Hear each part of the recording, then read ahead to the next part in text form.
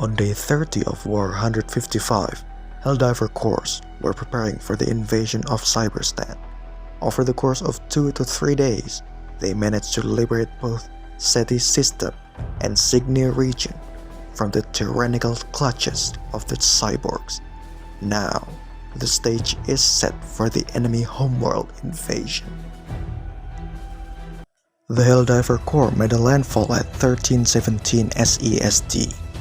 High Command has divided Cyberstan area of operation into 5 sectors, each codenamed with numbers that represents concentration of enemy forces, ranging from 3 being the weakest to 15 being the strongest.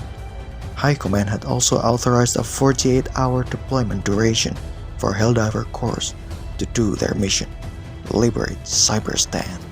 During the first 6 hours, the Helldivers reported steady progress in conquering Cyborg-controlled areas, with High Command protection of the invasion progress slightly behind Cyborg forces' capability to mount a counteroffensive should the invasion fail. The Helldivers sustained mounting personnel losses caused by steam outage at approximately 1948 SEST, which disorganized the entire force and slowed the liberation progress. By the time the connection was restored, the number of super destroyers deployed in Cyberstan had been reduced significantly, from hundreds to few dozens. With a reduced force, the Helldivers kept pushing, tried to capture more areas during the 48-hour time frame. Few idle super destroyers were redirected to Cyberstan to make up for the lost ships. Around 164 ships were orbiting Cyberstan during the next 12 hours. At 3:57 SEST the next day, about 25% of Cyberstan has been liberated from Cyborg menace. But the Helldivers were still racing with time. They were behind on schedule. Intel report indicates that Cyborg reserve forces, estimated around 25 to 30%, has been ready to repel the invasion. High Command then issued a fleet-wide announcement urging Helldivers to refocus their effort into the more heavily defended areas to inflict maximum damage to the enemy structures.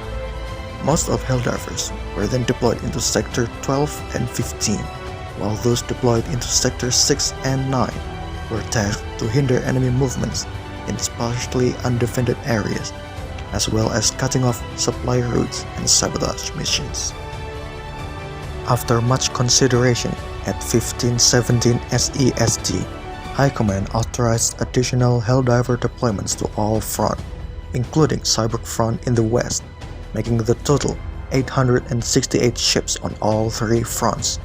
Cyberstan Liberation Campaign saw a considerable spike of super destroyer up to 250 ships, as well as orbital support and increase in Helldiver deployment. Approximately 1 hour after reinforcement arrived, at 1658 SEST, around half of Cyberstan has been secured by the Helldiver Corps. The next day, at 102 SEST, the Helldivers finally managed to catch up with Cyborgs forces' capability. At this point, projection rate from the High Command estimated that the liberation of Cyberstan will be achieved before Cyborg force can be rallied up. Soon after, a new report came in. 75% of Cyberstan has been liberated. Super Earth was getting closer to victory against the Cyborgs. At 8:41 SEST, more than 90% of Cyberstan has been liberated. At this point, the Helldivers has managed to destroy a considerable amount of enemy facilities and supply routes, paving the way for SEAF to begin land invasion. Super forces were getting closer to liberating Cyberstan.